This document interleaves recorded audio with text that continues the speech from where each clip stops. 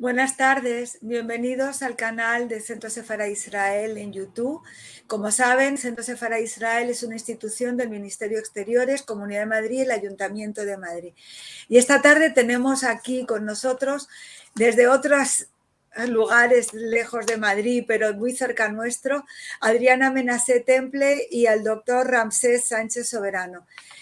Ambos esta tarde nos van a participando en nuestros ciclos de pensamiento, van a hablar de varios temas que nos tienen y que nos son muy próximos, como la otredad y el sentido del otro en el pensamiento contemporáneo. Adriana Menasé Temple es doctora en filosofía por la UNAM y maestra en filosofía por la New School for Social Research en Nueva York, donde se especializó en cuestiones de ética y particularmente en éticas de la alteridad. Es docente e investigadora del Instituto de Filosofía de la Universidad de Veracruz y ha publicado ensayos y artículos en distintas revistas de habla hispana en torno a la ética dialógica y a las constituciones éticas de la significación. Y por otro lado, en varios libros ha trabajado con estos temas. Tiene varios libros como Ley, Otredad y Sentido, La Ley y la Fisura. Y por último, acaba de salir su libro Indicios Posteológicos, donde apunta hacia el gozne entre la ética y quizá la filosofía de la religión. Muchísimas gracias, Adriana. Estamos encantadas de tenerte aquí. Y para dialogar con Adriana tenemos al doctor Ramsés Sánchez Soberano, que es doctor en filosofía por la Universidad Pontifícia de Comillas de Madrid. Ha sido profesor visitante del Instituto Superior de Filosofía de la Universidad Católica de Leuven, en Bélgica, y es traductor del alemán de varios libros y varios trabajos. No voy a referirme ahora a todos, pero sí decir que en el 2008 y 2010 fue el primer premio de ensayo Memorial Florencio Segura para la Universidad Pontificia de Comillas de España, y en el 2004 y 2019, es decir, ya son 4 premios, fue Premio Ensayo Nacional de Investigación para la FIMPES de México, y ha publicado en diversos países como México, Estados Unidos, España, Chile, Colombia y Bélgica.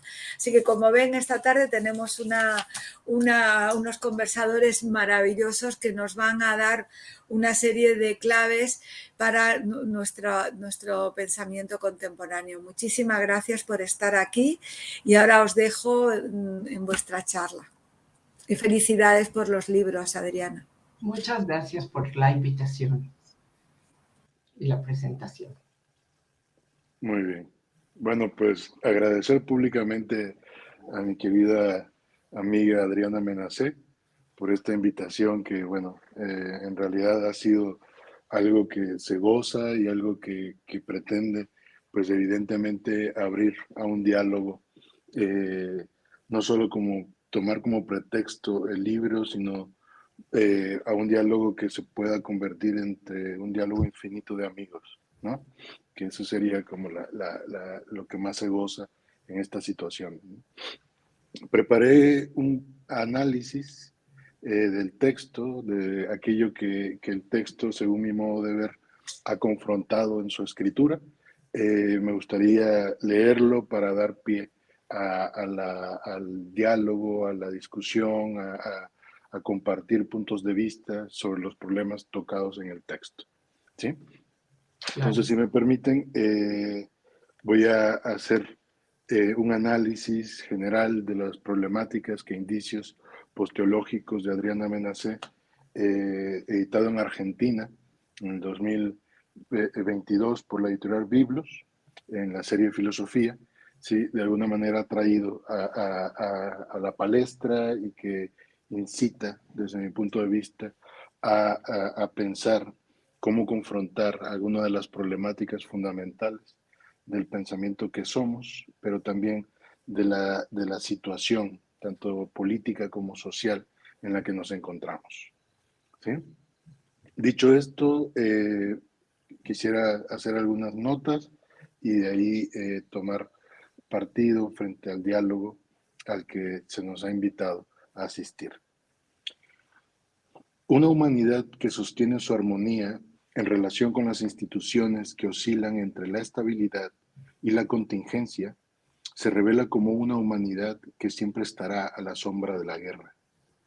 Cuando los regímenes desatan su poder en las sociedades donde emplazan su sitio, la persecución y la eliminación del exotismo deviene ambiente reinante.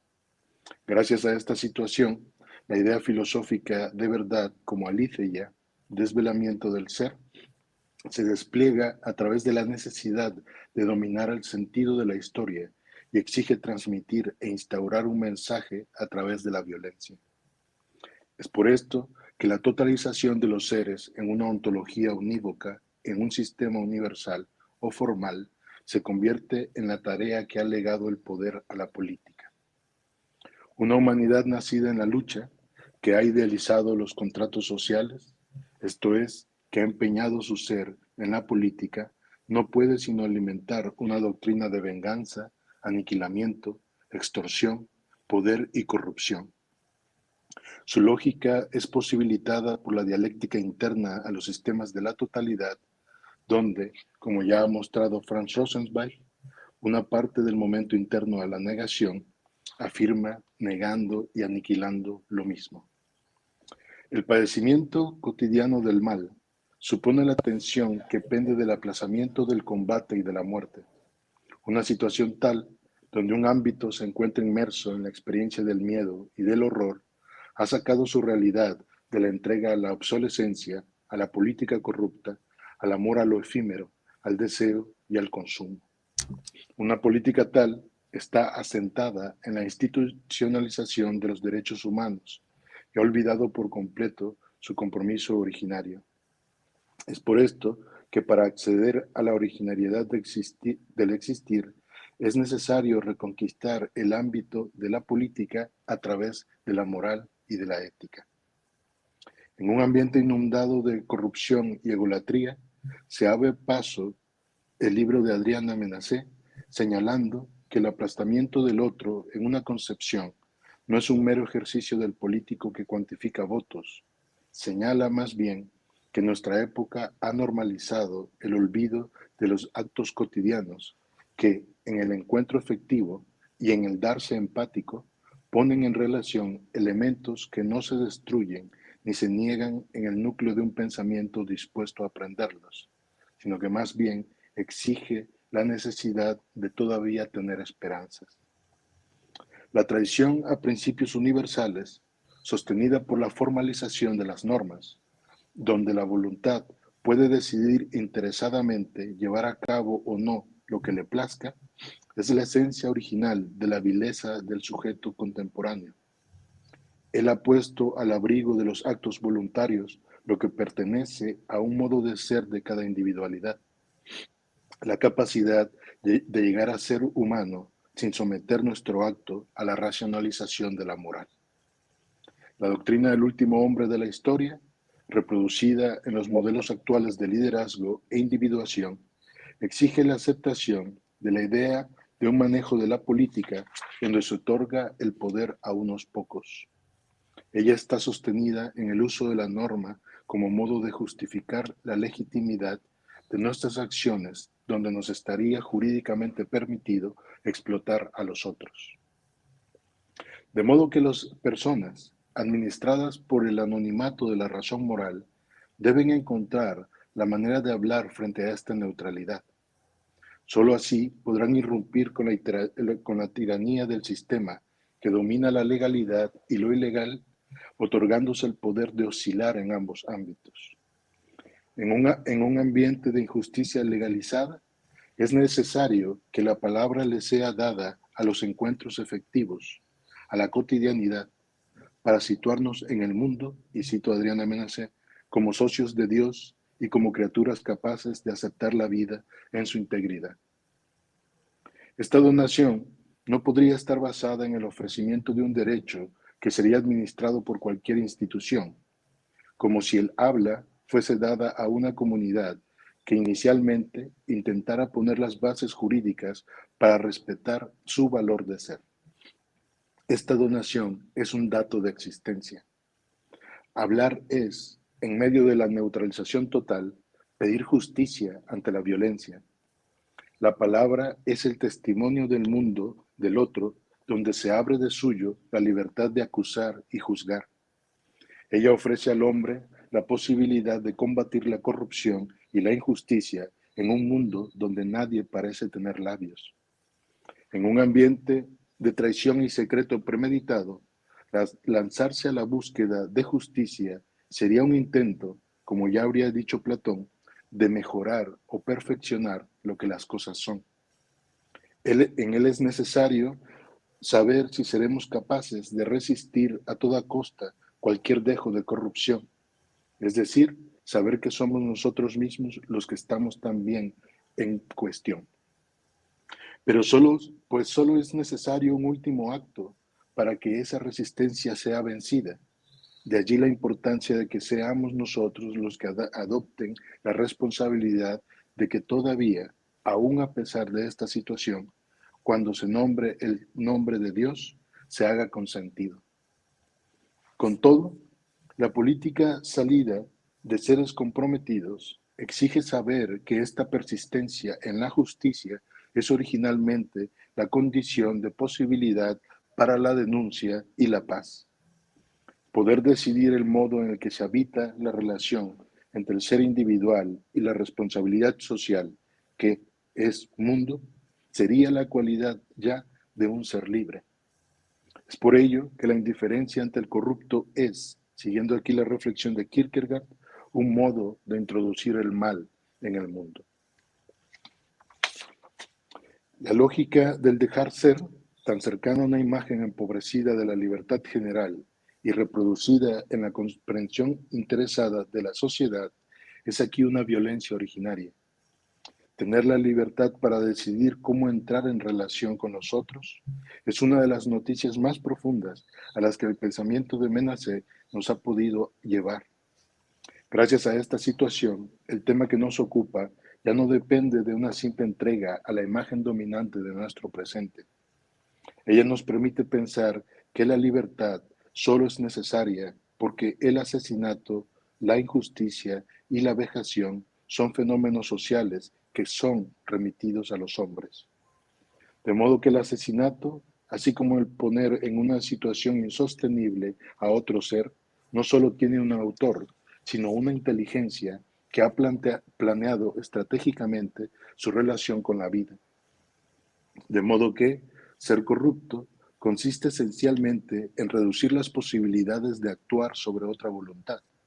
Y es por esto que, como ha indicado Menace, es necesario recuperar la situación en la que debemos ser libres para hacer justicia, acusando y juzgando.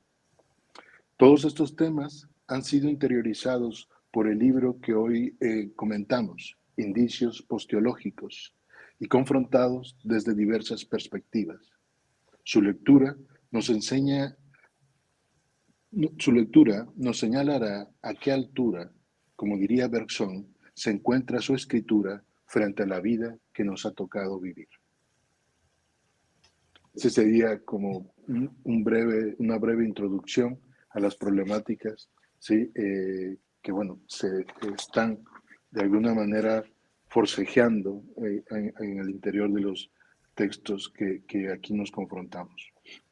Para los posibles lectores me gustaría decir que hay algo sumamente significativo en el texto que me parece que no es ni baladí ni que sería una nota de poco peso. Al principio parece que nos confrontamos a un texto que es una reunión de artículos, pero conforme vamos leyendo e interiorizando lo que los artículos han puesto en la palestra, vemos en realidad de que estos artículos se unifican por una preocupación interna que los hace unívocos en el sentido de que les da coherencia y consistencia. Esta es lo que me parece que podría señalarse bajo la pregunta: ¿qué hacer en un mundo o qué debemos hacer en un mundo en el que parece que la idea metafísica de Dios ha eclipsado la posibilidad del bien? Y la otra sería, debajo de todo encuentro hay algo de belleza que todavía hay que reconocer, aún a pesar de que hayamos renunciado por el pensamiento que somos, por la historia del pensamiento en la que nos encontramos, aun cuando nos hayamos ya de alguna manera rendido ante la posibilidad de lo bello por sí mismo, ¿no? Eso me parece sumamente congruente con las búsquedas que se han hecho en la filosofía de la religión, a partir de la imposibilidad de acallar por completo el mensaje bíblico. Esto quiere decir que la interpretación no es una multiplicidad de posibilidades de sentido, sino más bien la imposible, ¿sí? La imposible capacidad humana para, digamos, significar por completo la significación de lo otro en tanto que otro. De manera tal que lo que me parece articular estos textos no solo son las ópticas de los autores que están apareciendo una y otra vez, Buber, Rosenzweig, Levinas, etc., sino el hecho mismo de que posiblemente, casi, si introdujéramos aquí abruptamente el uno de Plotino, ¿sí? Casi esta significatividad que guardan las palabras, tanto en la escritura como en el encuentro empático, parecen que esconden dentro de sí una, no diré una pequeña esperanza, sino una esperanza empequeñecida que nosotros tendríamos la tarea de llevarla, digamos, a una expresión que no esté atrapada meramente en las palabras, ¿sí? Dicho esto, agradezco nuevamente a Adriana que me haya dado la posibilidad de tomar la primera palabra respecto de un texto que ella escribió y bueno, y agradecerle que estemos aquí para poder dialogar sobre su texto. Al contrario, Ramsés, yo te agradezco a ti el tiempo que has tomado y la lectura tan fina, tan profunda que haces. La reconozco desde otro lugar, totalmente, son temas que atraviesan el libro y curiosamente son temas que me han obsesionado, según yo, en otros textos, como en Ley, Otredad y Sentido, donde justo trabajo ese tema, ¿no? El de la perversión de la ley, por ejemplo, la idolatrización de la ley y de qué manera puede abordarse finalmente una justicia necesaria, porque vivimos en sociedades, ¿no? Y desde la justicia personal, cómo se enfrenta toda esta, cómo se enfrenta el absoluto de la justicia desde las distintas miradas y todo esto, sin convertirlo justamente en corrupción e idolatría, ¿no? Pero me llama la atención que justo hayas leído todo ese tema que para mí es fundamental, también aquí, ¿no? Donde sí aparece, pero digamos que no aparece a lo mejor de una manera tan explícita. Entonces, pues sí, te agradezco muchísimo esta lectura tan fina que haces, ¿no? Y bueno, pues creo que hay temas importantes justo en la cuestión de recuperar del encuentro con el otro la esperanza, ¿no? Creo que ahí hay un elemento, una propuesta radical, ¿no? Que trata de darle la vuelta, de soslayar, los peligros de la palabra que se fija y que se de alguna manera pierde su poder de convocatoria, ¿no? Su disposición al otro en un sentido fuerte. Sí, yo creo que una de las cuestiones fundamentales de las problemáticas abordadas por tu texto tiene que ver con la posibilidad de confrontar la desesperanza casi generalizada por la cual de alguna manera la cotidianidad humana ha dicho que cómo es posible que podamos seguir esperando, ¿no? Esperando a pesar de todo, si el mundo parece estarse cayendo a pedazos, ¿no? Ahí tu escritura diría, bueno, habría que buscar en estos momentos efímeros, ¿no? Pero en los que se presenta justamente el poder de eso otro en tanto que otro, ya realizado y de alguna manera socavado por los sistemas, no diré sistemas totalitarios, creo que sí, pero también con sistemas de representación lingüísticos o de alguna manera con esta estratificación científica en la que cada ciencia parece ocuparse de una modalidad de las cosas, pero no de las cosas fundamentales, ¿no? Entonces yo creo que esa búsqueda en los instantes donde se da el encuentro con los demás, permite poner, digamos, el acento en que cada instante es el que importa, ¿sí? En cada instante está a prueba el sentido de la última palabra, de la trascendencia de la alteridad, trataré de evitar lo más que pueda decir Dios, en el sentido de que habría que encontrar la circunstancia última en la que nos merezcamos decir ese nombre, ¿no? Entonces yo creo que es una propuesta sumamente interesante, muy atenta a las problemáticas que generaron la hermenéutica de la muerte del Dios metafísico y creo que justamente al poner acento en esas problemáticas se hace un texto todavía de esperanza frente a la pérdida de sentido. Sí, en ese sentido me gustaría preguntarte por el título del texto, Indicios Posteológicos, y pues de alguna manera, ¿qué podríamos entender por esta noción de posteología, ¿no? Pues creo que has dicho muchas cosas, ¿eh? Creo que de algún modo esta, digamos, apuesta por la esperanza es lo que mueve en muchos sentidos todos los ensayos, ¿no? Los que de alguna manera unifican la búsqueda. La búsqueda en realidad es es un camino en el que tú mismo no sabes a dónde te va a llevar, pero que intuyes que hay una dimensión que los articula, y esa dimensión muy atinadamente me parece, vendría a ser esta recuperación de la fe, porque digo, de la fe no en Dios o en el Dios metafísico ni mucho menos, sino justo esta adhesión fundamental a la vida, ¿no? Y que atraviesa nuestras relaciones, nuestros vínculos, porque a mí me parece que ahí es donde está el sentido y que estamos rodeados de eso. Es decir, hay una sensación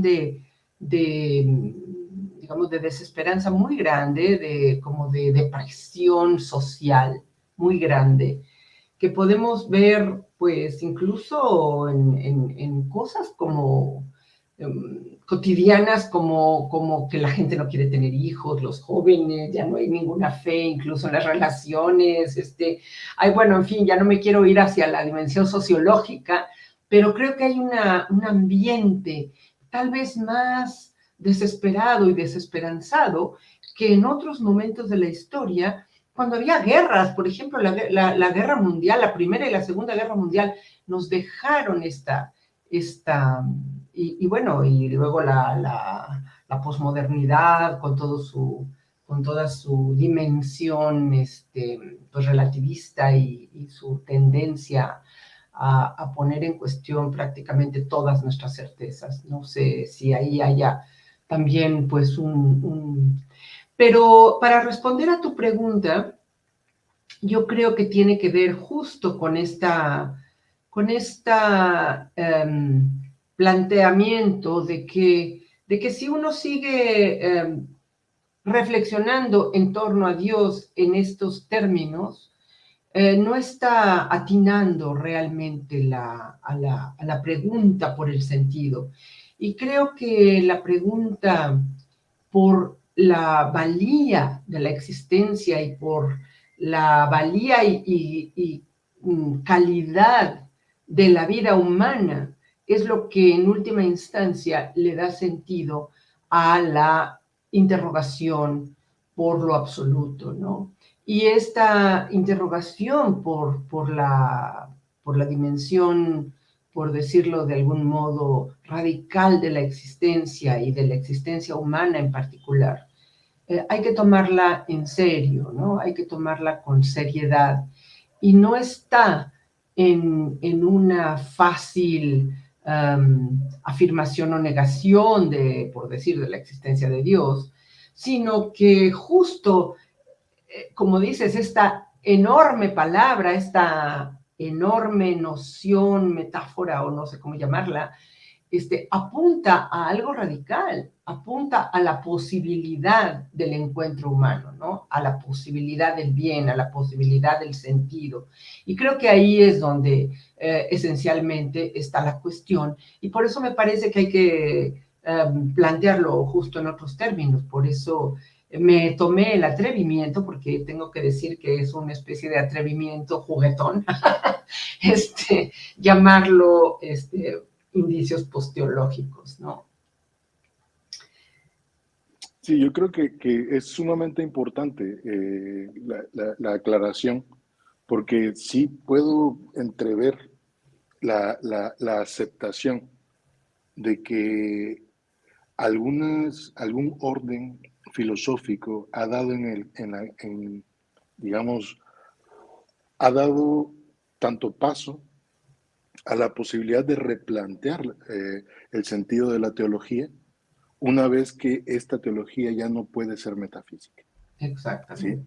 Entonces, en ese sentido, parecería que bueno, recuerdo mucho las palabras de Etty Hillesum, ¿no? En Una vida conmocionada, cuando lo platicábamos hace unos días, ¿no? Cuando, pues de alguna manera, los males, los horrores están allí. ¿Y qué empuja todavía a un ser humano, a una individualidad? Aquí viene Kierkegaard, digamos, al pensamiento, para todavía hacer frente, digamos, como individuo, a una especie de mal sistemático que parecería, por su crudeza y su amplitud, y además por su habitualidad, que eso es, creo que lo peor de esta situación, ¿sí? El mal hecho hábito, ¿no? Todavía podría ser esa palabra la que empuje a seguir teniendo esperanza, ¿no? Claro. Hay Y mucho... bueno, sí, sí, sí. Sí, hay relatos importantes de gente que estuvo en los campos, ¿no? Y digamos como la radicalidad del mal en el campo, no solo Eso. permiso, sino hasta obligación. Y cómo la rebeldía consistía en no permitir que te arrebataran esa última dimensión de responsabilidad por el otro, ¿no? Claro. Y eso es algo abismal, es una cosa extraordinaria pues como enseñanza y como fuente de reflexión, me parece, ¿no? Sí, hay como términos que están en tu texto que son recurrentes y que se ponen, digamos, en operación en diferentes contextos, ¿no? Bueno, recuerdo convivencia, confianza, amor, ¿no? Como tres elementos que me parece, y esto es quizá también por la afinidad que tengo con algunos autores, cuando se dice, claro, es que lo que detecta el nihilismo contemporáneo es que es necesario socavar con la idea de una subjetividad no solo centrada en, digamos, como en un orden ecológico, sino como en un orden unidireccional, ¿no? Es decir, la conciencia constituyente se dirige hacia un modo de tematización que está, pues de alguna manera, presente ante su horizonte, ¿no? Pero también se ha dicho en algunos filósofos que tienen que ver con este giro teológico, ¿no? Este nuevo giro teológico que intenta justamente encontrar en la crisis de la existencia digamos, como un nacimiento de sentido. Crisis de existencia que irrumpiría con el poder del yo separado, e individual, etcétera, etcétera. Y hay una idea que me parece que aquí podríamos hablarla respecto de los conceptos que utilizas, ¿no? Dice, claro, Heidegger no podría superar el nihilismo de Nietzsche porque sus conceptos todavía son inmanentes. No hay una sola mención de la noción de amor en Ser y Tiempo, ni en aquellos pensadores, digamos, de esta estela, ¿no? Conceptos como confianza, convivencia y amor son conceptos que implican una trascendencia. Y en ese sentido, un desdoblamiento de la subjetividad hacia algo otro fuera de su identidad. Eso me parece una de las cuestiones más relevantes de tu texto, porque invitan a pensar una novedad en la subjetividad.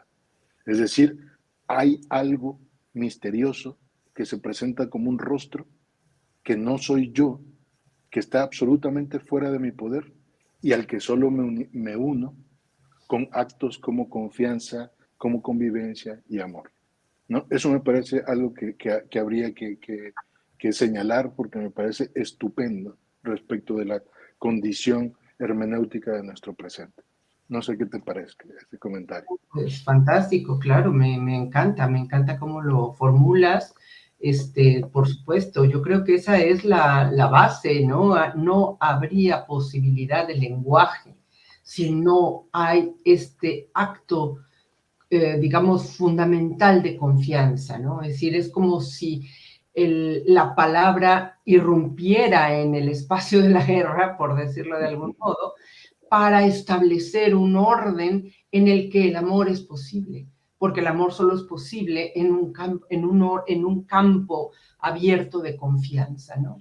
Y es ahí donde se constituye la dimensión propiamente moral y propiamente humana, que es la que permite la esperanza, me parece. Entonces, habitamos en ese, por eso es tan importante pues cuidarlo, si es que esto se puede decir, ¿no? Y por eso la rebeldía, por decirlo de algún modo, consiste en establecerlo, en apostar por esta dimensión y no dejarse arrastrar por justo una especie de inmanencia de la violencia, ¿no? Eso. Es decir, habitamos en este mundo, es decir, es nuestra tarea, por decirlo de algún modo, restablecer cada vez ese espacio que nos permite que la vida siga teniendo o siga siendo un espacio,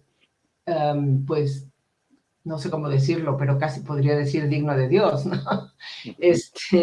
Donde de algún modo eso es lo que constituye el orden que vale la pena o que de alguna manera nos permite la alabanza. Y aquí también me meto en un lenguaje, digamos, me permito a veces cierto lenguaje teológico propiamente, pero que no tiene el mismo sentido, es decir, el sentido radical de toda esta reflexión es ético, yo creo, ¿no? Es ético en un nivel donde es la ética la que instituye el espacio, digamos, del sentido donde la vida humana es comprensible, ¿no? Sí, en ese sentido, bueno, hablas de términos como alabanza, como gracia, ¿no? Como aquellas, digamos, elementos que pueden ser puestos en el mundo a partir de un compromiso de lo humano con la realidad, ¿no? Con la realidad inmediata.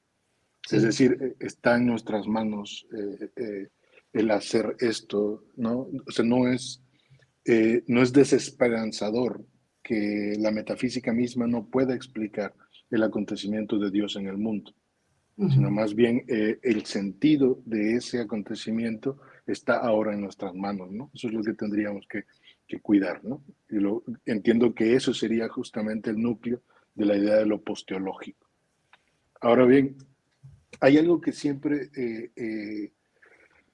pensando justamente en estas cuestiones que tú has lanzado y que has escrito en tu texto, hay algo que siempre me da mucho que pensar como lector y como sujeto de mundo, ¿sí? Cuando se dice, bueno, si nosotros somos capaces de explicar el sentido del mal, no es suficientemente malo, ¿no? Sí, porque claro, si hay códigos sobre los cuales vendríamos a explicar por qué hay mal y no preferiblemente bien, y ya sabes hacia dónde voy, ¿no? Digamos, eso que consideramos malo estaría como remitido a un sistema de correlaciones donde lo postrarían como casi necesario. Y tendríamos que caer en esto de que, en esta crítica absolutamente profunda que hace Rosenzweig a Hegel, ¿no? Es claro, cuando es tan necesario, de hecho, tan sistemáticamente necesario, los mayores males serían productores de los mejores bienes, ¿no? Y eso es lo que creo que detectas en la propuesta de Ramón Curi cuando intenta casi poner a la misma dimensión como al diablo y a Dios, ¿no? Y que dices, no, ojo, aquí habría que guardar una diacronía que no puede ser traicionada porque tendríamos el riesgo de interpretar lo que es bueno y lo que es malo, ¿no? Entonces, una vez que el bien y el mal empiezan a confundirse, estamos, digamos, destruyendo las bases del mundo, ¿no? Porque estoy pensando también en Platón, en la idea de que eso ya no es interpretable, ¿sí? Son diferencias absolutamente radicales que ni siquiera podrían entrar en contradicción. Entonces, la pregunta sería después de esto, ¿cuál es tu posición frente a la comprensión o la posibilidad de la comprensión de una especie de ontología del mal? ¿Sí? Sí, bueno, en el texto de Ramón Curi, pues hay ahí un coqueteo con lo que yo entiendo como gnosticismo de origen que a mí la verdad me ha sorprendido y que definitivamente pues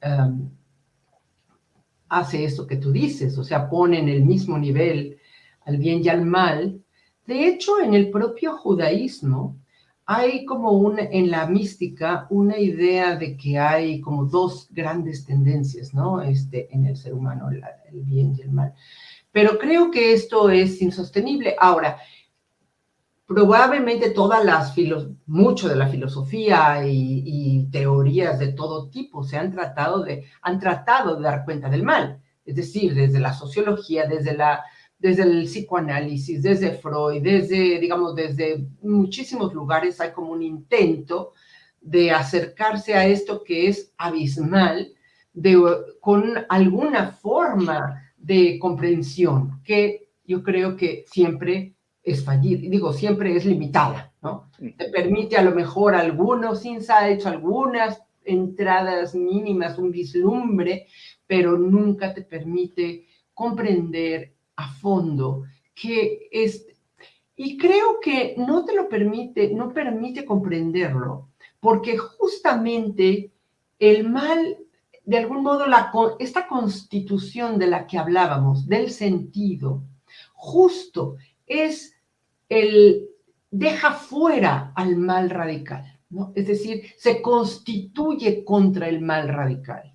Entonces, el mal radical es aquello que queda fuera, de alguna manera queda fuera de la humanidad, no porque los humanos no puedan hacerlo, porque siempre son los humanos quienes cometen los actos de inhumanidad, sino porque justamente constituye los límites a partir de los cuales lo humano o la dimensión de sentido en la que habitamos, puede ser aprendida, ¿no? O puede ser habitada, no aprendida, más bien habitada.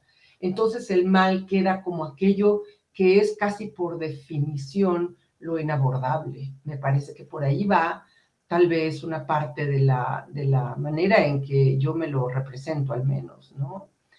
El bien radical, el bien absoluto, por decir, tampoco puede ser del todo explicado. ¿Por qué alguien en medio de la guerra decide proteger a unas personas? ¿O por qué decide arriesgar su vida para salvar a alguien, ¿no? Eso es como que al mismo tiempo santo, ¿sí? Tal vez la santidad tampoco la podemos entender del todo, pero es lo que de algún modo permite que este espacio se constituya. En cambio, el mal es aquello que por definición no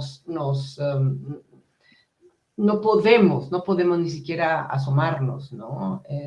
O podemos asomarnos, pero no podemos sin el riesgo de quedar fuera al mismo tiempo. Yo me he preguntado, por ejemplo, qué pasa en situaciones de mal radical. ¿Qué pasa con las personas, ¿no? ¿Qué pasa con estas personas que aceptan salir del orden, de lo que nos une para entrar en el campo de lo pues, inabordable, ¿no? De lo prohibido por antonomasia, ¿no?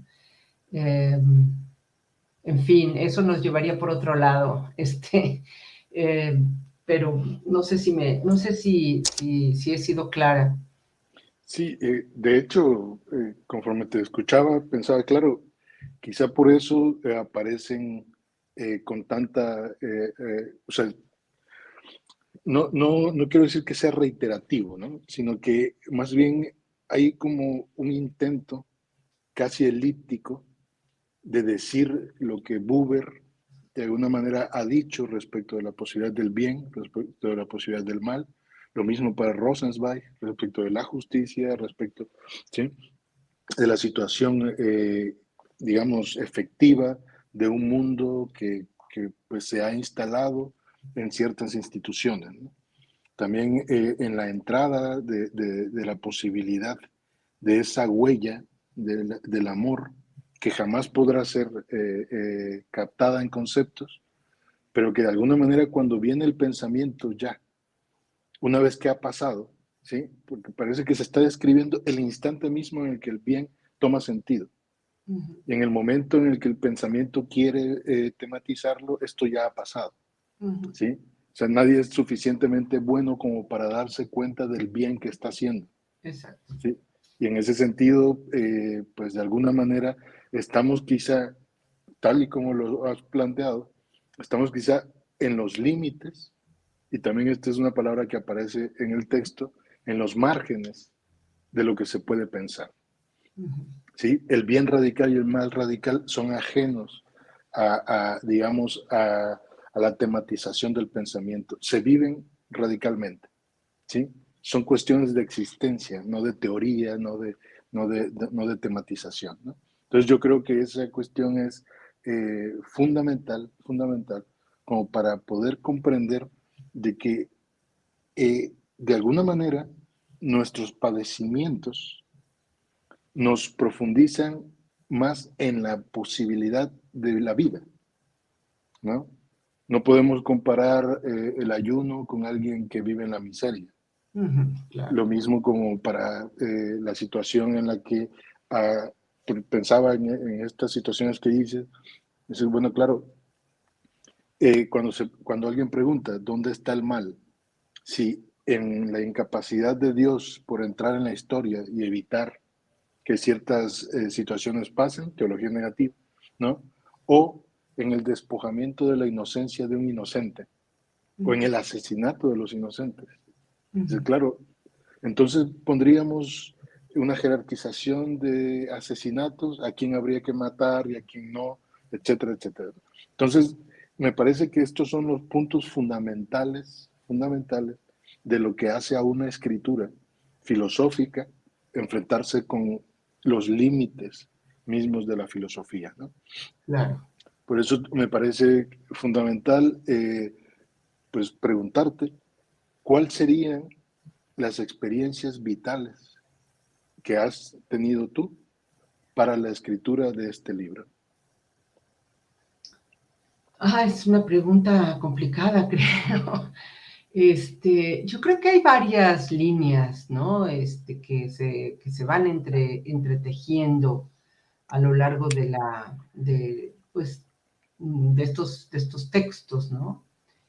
Y pues yo te diría que hay como elementos de, por ejemplo, sí, de apuesta por la esperanza sería algo muy radical, ¿no? Una especie de oposición al vaciamiento del sentido, ¿no? Yo creo que esa sería un elemento, pues, muy importante. Para mí, la dimensión de, digamos, la recuperación de la ética como filosofía primera que hace Levinas, creo que a mí me aclaró muchas cosas, como que me puso algunos elementos muy en su lugar, no sé cómo explicarlo. Y también creo que había allí una parte de, digamos, de búsqueda tanto del papel de la filosofía como orientación para la vida, por decirlo de algún modo, y al mismo tiempo de reflexión o de interrogación en torno al lugar del judaísmo o del pensamiento judío en esta constelación, ¿no? Creo que esta otra vertiente es importante, ¿no? Por un lado, la apuesta por la esperanza, la apuesta por la ética. Y con Buber y con Rosenzweig me encontré, que también se entrelaza esto, ¿no? Me encontré con una sorpresa para mí, que es que más allá de la ética está esta especie de paganismo del que habla Rosenzweig, este paganismo del puro goce, del goce que no es solamente egolatría, sino que es alabanza, que es agradecimiento, que es el punto de partida a partir del cual se constituye todo lo demás, ¿no? Y que entonces esta dimensión del sentido que está en la alegría, no solo en la alegría de ser y digamos, en la lucha por la supervivencia, sino justamente en el agradecimiento, ¿no? Frente al otro. Y esta dimensión creo que, pues, me llegó como sorpresa. Y creo que tiene una dimensión, que hay una dimensión allí que también forma parte de lo que encuentro, más que de lo que busco, de lo que encuentro, ¿no? Entonces, pues no sé si, creo que por allí iría pues el asunto, ¿no? Es esta apuesta por la esperanza, esta apuesta por la ética y esta apuesta por la alegría, la que conforman, yo creo, el sustrato vital del libro.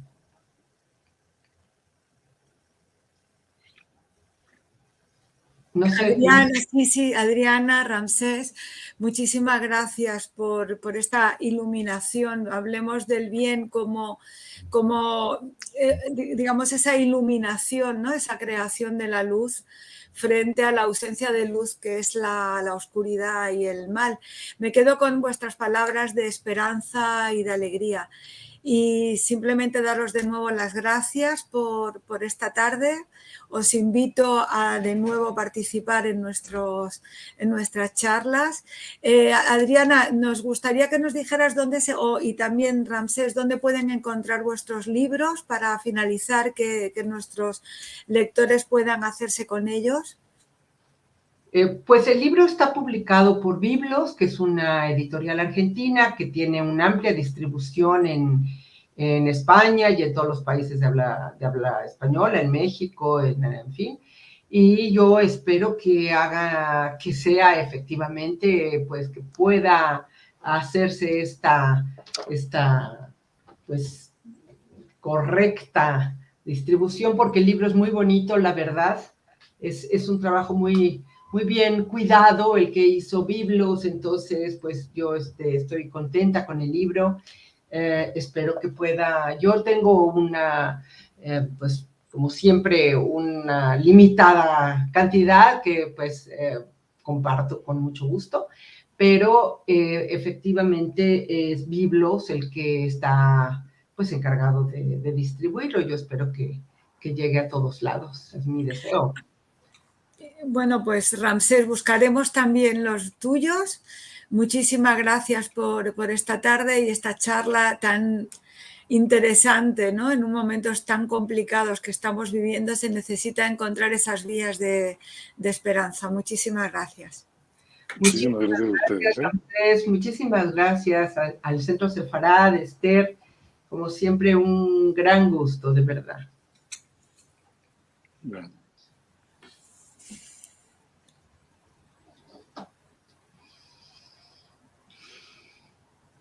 Como ves.